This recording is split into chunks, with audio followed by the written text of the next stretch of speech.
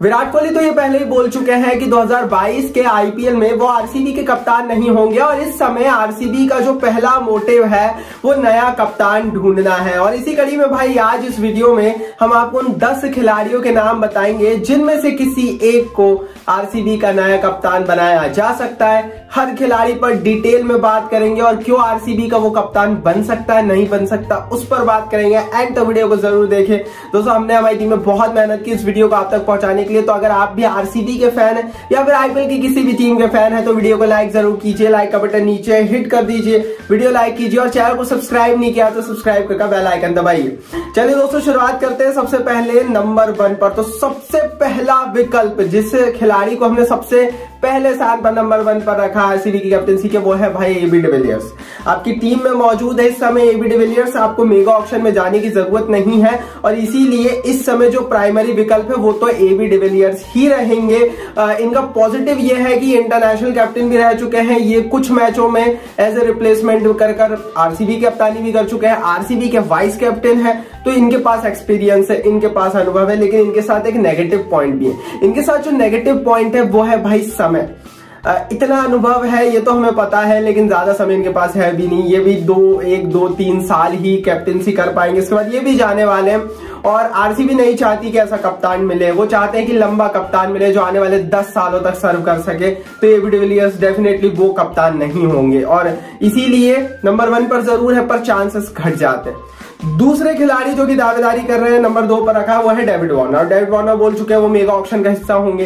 तो सबसे बड़ा पॉजिटिव तो इनके साथ ये है कि बहुत अनुभव है स्पेशली आईपीएल में कप्तानी करने का और 2016 में एसआरएच को जिता चुके हैं। तो अनुभव, एक्सपीरियंस, आईपीएल कैसे खेला जाता है सब में सारे खाने टिक होते हैं, ब्रांड वैल्यू लेकर आएंगे टीम में। लेकिन भाई एक इनके साथ जो नेगेटिव पॉइंट है ना वो ये है कि ये स्पेशल पिक और प्री पिक भी हो सकते हैं। अहमदाबाद या लखनऊ की टीम इन्हें नीलामी से पहले ही उठा सकती है, तो ये इनके साथ एक नेगेटिव पॉइंट है। अगर नहीं उठाती है तो फिर आरसीबी जरूर इनके पीछे जाएगी, लेकिन इससे इनके चांसेस घट जाते हैं क्योंकि ये प्री पिक हो सकते हैं।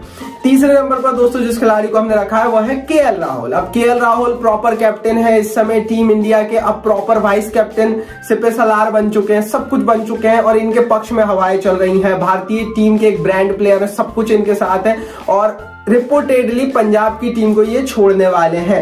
तो पॉजिटिव्स तो भाई नंबर 3 पर इसीलिए हमने रखा कि बहुत सारे इनके साथ और विराट कोहली तो आग बंद कर इन्हें कप्तान बना ले, लेकिन इनके साथ थोड़ी सी दिक्कतें भी है। सबसे बड़ी चीज अभी पंजाब ने छोड़ा नहीं है, पंजाब से बातचीत चल रही है। दूसरी बड़ी चीज भाई स्पेशल पिक भी हो सकते हैं, जैसा डेविड वार्नर के साथ केस था। इतना बड़ा खिलाड़ी है, नीलामी से पहले ये 2 नई टीमें इन्हें उठा लेंगी, तो जो 2 नई टीमों को 3-3 रिटेन करने का अधिकार मिला है उसमें ये सबसे पहला खिलाड़ी होगा जो जा सकता है। इसीलिए थोड़ी सी दिक्कत इनके साथ है, इसीलिए नंबर 3 पर है, चांसेस कम है। नंबर 4 पर दोस्तों हमने रखा है देवदत्त पड्डीकल को।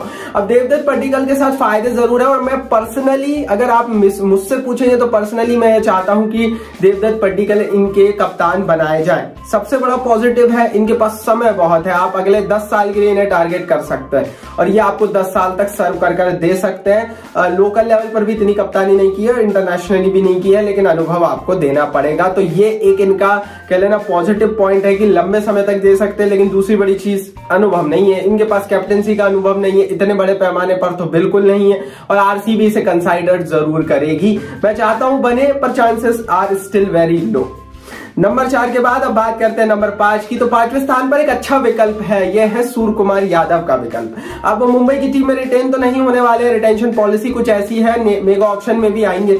और सूर्य कुमार यादव के पास डोमेस्टिक क्रिकेट में मतलब मुंबई की तरफ से कप्तानी करने का अनुभव है और क्योंकि भारत का एक फ्यूचर प्लेयर है तो आप लंबे समय तक इनसे कप्तानी करा सकते हैं। तो आने वाले 10 साल के लिए सूर्य कुमार यादव की बल्लेबाजी और कैप्टनसी पर आप बैट कर सकते हैं, बैंक कर सकते हैं। लेकिन इनके साथ दिक्कत भी है, इन्होंने भाई ना ही इंटरनेशनल क्रिकेट में अभी तक कोई कप्तानी नहीं की है, इनकी सबसे बड़ी चीज। दूसरी ये भी स्पेशल प्री पिक हो सकते हैं, तो इनके साथ समस्या यहां पर जरूर आएंगी। साथ ही मुंबई इंडियंस की टीम हो सकता है दोबारा नीलामी इनके पीछे पड़ जाए। तो विकल्प तो बहुत अच्छा है डेफिनेटली, लेकिन इनके आने के चांसेस फिर घट जाते हैं, कम हो जाते हैं। आगे बढ़ते हैं दोस्तों, अब बात करते हैं 6वें स्थान पर जिसको हमने रखा है, वो है बाबर आजम। पाकिस्तान के Babar Azam one of the biggest option यहाँ पर मौजूद है, और हो भी क्यों ना, क्योंकि इंटरनेशनली इस समय सबसे बड़े कप्तान हमें दिख रहे हैं। सबसे बड़े तो नहीं बोलेंगे, लेकिन एक अच्छे कद के कप्तान दिख रहे हैं, तो पॉजिटिव तो इनके साथ है बाबर आजम के साथ। लेकिन समस्या क्या है? समस्या यह है कि नियम बने हुए हैं, नियम अनुसार अभी तक कोई ऐसा नियम आया नहीं है जिसमें कहा जाए कि पाक प्लेयर्स को इजाजत मिल रही है। अब क्योंकि पाक प्लेयर्स को इजाजत ही नहीं है, तो आगे मैं क्या ही बात करूं। अब ये आएंगे ही नहीं नीलामी में, तो कहां से बिकेंगे और कहां से खेलेंगे? तो इनके चांसेस आर वेरी लो, बहुत कम इनके चांसेस हो जाते हैं। क्या आप भी बाबर आजम को आईपीएल में देखना चाहते हैं? अपनी राय कमेंट बॉक्स में जरूर लिखिएगा। आगे बढ़ते हैं, 7वें नंबर पर हमने रखा है श्रेयस अय्यर को। अब श्रेयस अय्यर को इतने नीचे क्यों रखा, आप लोग बहुत सोच रहे होंगे, तो उसका कारण मैं आपको बता देता हूं। दरअसल दोस्तों, श्रेयस अय्यर जो है प्रूवन कैप्टन है, दिल्ली की तरफ से कप्तानी कर चुके हैं, लोकल लेवल में कप्तानी कर चुके हैं, और मतलब इंडिया का फ्यूचर है, 10 साल कुछ नहीं बिगड़ने वाला इनका। सब कुछ इनके पक्ष में, श्रेयस अय्यर के पक्ष में सब कुछ है। लेकिन यही सारी चीजें आरसीबी के खिलाफ चली जाती है, क्योंकि ये प्री पिक हो सकते हैं। इनका जो नेगेटिव पॉइंट है वो स्पेशल प्री पिक है। ये हो सकता है कि नीलामी में दिखे ही ना, उससे पहले ही लखनऊ या अहमदाबाद इन्हें उठा ले, और क्यों ना उठाएगी। अगर अय्यर नीलामी में गए, जो कि वो जाने वाले हैं, तो प्री पिक क्यों नहीं होंगे भाई? क्यों अहमदाबाद और लखनऊ नहीं लेंगे? आप खुद ही सोचिए ना, जब इतनी अच्छी खिलाड़ी हैं, तो डेफिनेटली यही चीज इनके खिलाफ चले जाते हैं, इसलिए इनके चांसेस नए कप्तान बनने के काफी कम है। 7वें नंबर के बाद अब 8वें नंबर पर हमने रखा है भाई क्विंटन डी कॉक को।